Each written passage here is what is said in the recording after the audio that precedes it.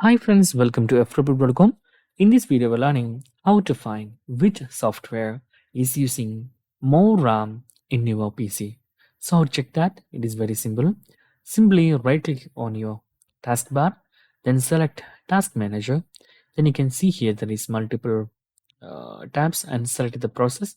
And you can see here currently we are using NVIDIA broadcast is most using your RAM.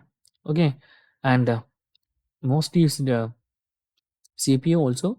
Currently, it is Microsoft Edge and NVIDIA Broadcast. So in this way, you can easily identify which is using more CPU or more RAM in your computer, which application. So okay, so that's the way, and that's guys very simple tutorial. And if you need any kind of Android or iPhone tutorial, just comment below. I will post my replies as video so you can easily watch and understand it.